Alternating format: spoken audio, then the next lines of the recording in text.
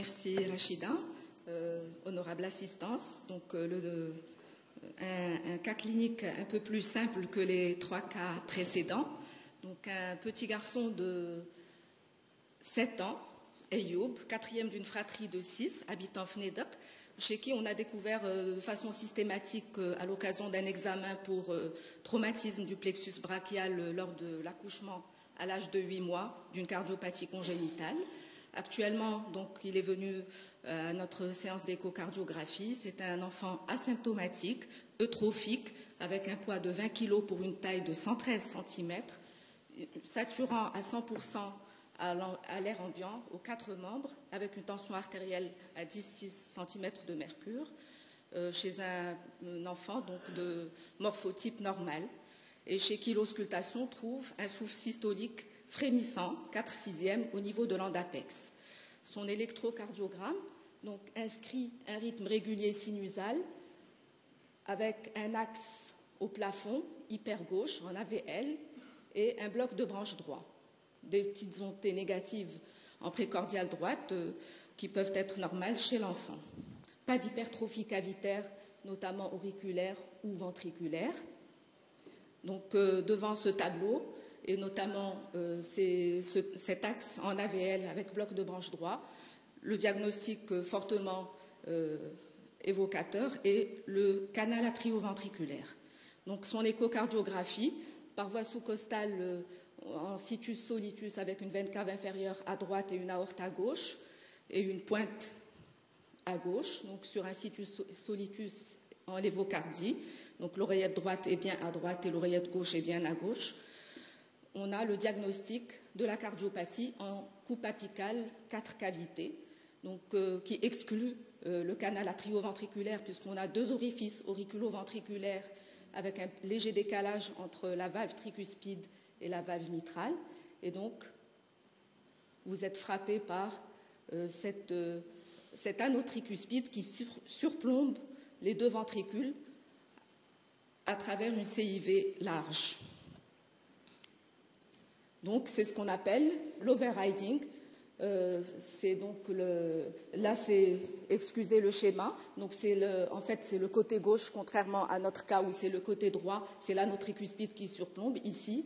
Donc, c'est l'anneau mitral qui surplombe les 2 ventricules à travers une CIV. Donc, c'est l'overriding, c'est lorsque l'anneau surplombe les 2 ventricules. Et straddling, c'est lorsque les cordages traversent la CIV et vont s'attacher au ventricule contralatéral.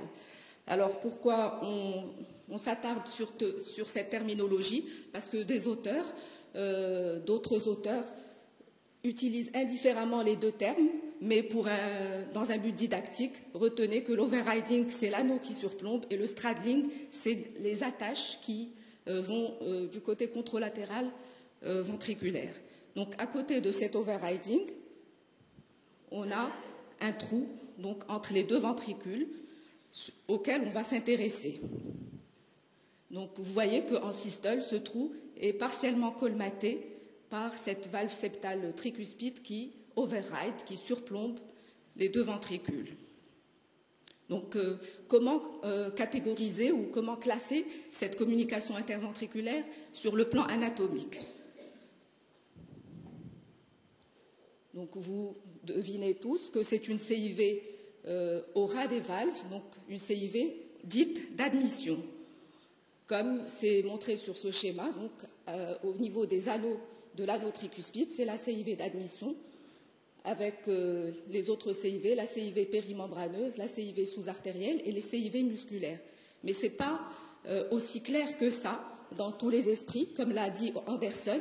Tout le monde n'est pas d'accord pour classer de la même manière et décrire de la même manière les différents trous entre les ventricules. Comme le montre donc cette diapo, donc d'éminents embryologistes et morphologistes américains de Boston et de Philadelphia, vous voyez que dans leur classification, on ne trouve nulle part ce type de CIV d'admission avec overriding. C'est certainement inclus, c'était décrit effectivement il y a un certain temps dans ces CIV de type CAV. Donc, aussi bien chez l'équipe de Boston que l'équipe de Philadelphia. Et c'est l'équipe londonienne avec Bob Anderson qui a catégorisé ce type de CIV dans les CIV de type admission associé avec un straddling overriding de la tricuspide à côté des CIV de l'outlet et des CIV musculaires. Et l'équipe française, dans une dernière étude épidémiologique, une large étude qui a intéressé la région parisienne, l'étude EPICARD, également reclasse ces CIV ou en parle, donc ces CIV d'admission non associés à une jonction AV commune, donc non associés à une jonction de type CAV, mais avec un malalignement septal atrioventriculaire.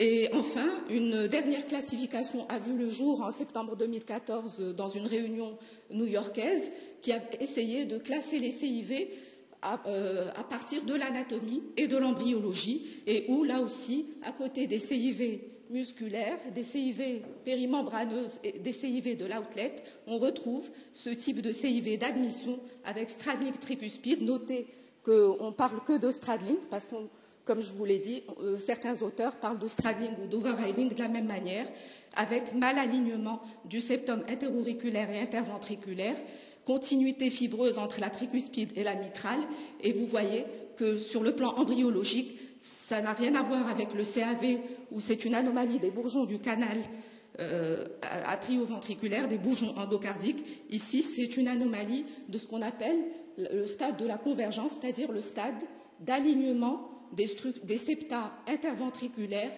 atrioventriculaires et interauriculaires, atrioventriculaires et interventriculaires. En fait, c'est une étape qui survient juste après le looping, où on a l'oreillette gauche qui s'ouvre par l'orifice commun, qui est donc le CAV commun ou la partie droite, et le ventricule droit qui s'éjecte uniquement, donc où la voie d'éjection est uniquement au-dessus du ventricule droit, c'est-à-dire juste après, au moment où on a un ventricule gauche à double entrée et un ventricule droit à double sortie. Donc c'est à ce moment-là où on a des mouvements morphogénétiques qui vont intéresser cette courbure interne. Il y aura des remodelages au niveau de cette courbure interne, une croissance au niveau de cette courbure externe et, je ne l'ai pas représenté, un anneau primitif qui va contribuer à la formation de l'entonnoir tricuspidien. Donc c'est une anomalie de cet alignement de ces septa qui est à l'origine de cet overriding et surtout de ce malalignement du septum interventriculaire et du septum atrial, avec, vous voyez sur cette coupe anatomique, une continuité fibreuse entre la valve tricuspide et la valve mitrale et deux anneaux, mitral et tricuspide. Donc, après avoir catégorisé notre CIV, donc type admission avec overriding, quel est le retentissement hémodynamique de celle-ci? Alors, on va activer le Doppler couleur, toujours en coupe apicale 4 cavités. On voit donc cet aliasing dans le ventricule droit, dans l'oreillette droite.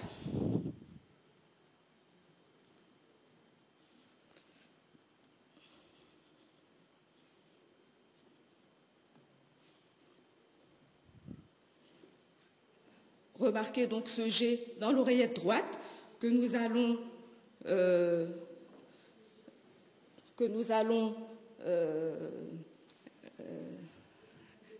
voilà, on va l'analyser sur le plan du Doppler continu, et donc vous avez un flux d'IT à 4 mètres par seconde, donc il ne faut surtout pas prendre pour une insuffisance tricuspidienne, auquel cas on dirait que le patient serait en hypertension artérielle pulmonaire. Donc vous voyez, il faut bien analyser ce G, il vient de la CIV, qui est colmatée par cette valve septale overridée, donc, et qui se jette dans l'oreillette gauche. En fait, c'est un G VGOD, donc qui contamine, qui pourrait être pris à tort pour une insuffisance tricuspide.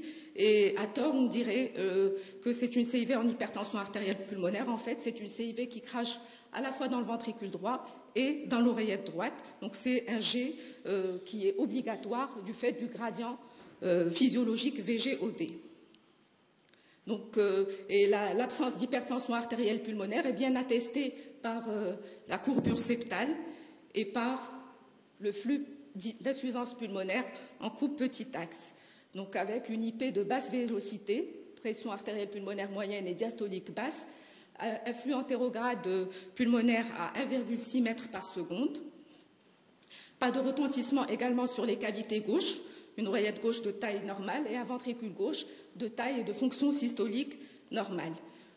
Alors, avant de conclure et avant de voir quelle conduite à tenir, à voir avec ce patient, donc on recherche d'autres lésions associées. Là, c'est la coupe petit axe transaortique montrant que les sigmoïdes aortiques sont tricuspides, il n'y a pas de bicuspidie associée. La valve mitrale est de structure normale, il n'y a pas de fente mitrale, pas d'insuffisance mitrale. Le reste du septum est parfaitement intact. La voie d'éjection aortique est tout à fait normale, avec un flux aortique laminaire à 0,8 m par seconde. Et par voie suprasternale, la crosse de l'aorte est libre, avec un flux à 1 m par seconde, et il n'y a pas de canal artériel associé. Donc là, on a la branche pulmonaire gauche, pas de jet de canal artériel surajouté. Là, c'est le flux dans l'aorte descendante à 1 m par seconde. Donc, en conclusion, là, c'est la branche pulmonaire droite qui est de calibre normal, ainsi que la branche pulmonaire gauche, on l'a vu.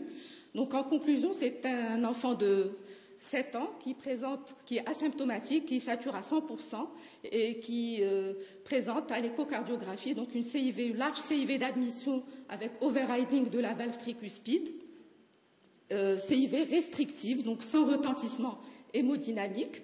Donc, on a décidé de le surveiller avec une prophylaxie de l'endocardite infectieuse, tout en sachant que ce type de CIV d'admission n'ont aucun potentiel de fermeture spontanée, tout en sachant que ce type de CIV est très fortement associé à des anomalies du tissu de conduction qui rendent la chirurgie plus difficile et à risque de BAV. Et je vous remercie et j'ouvre la discussion pour les chirurgiens. Merci.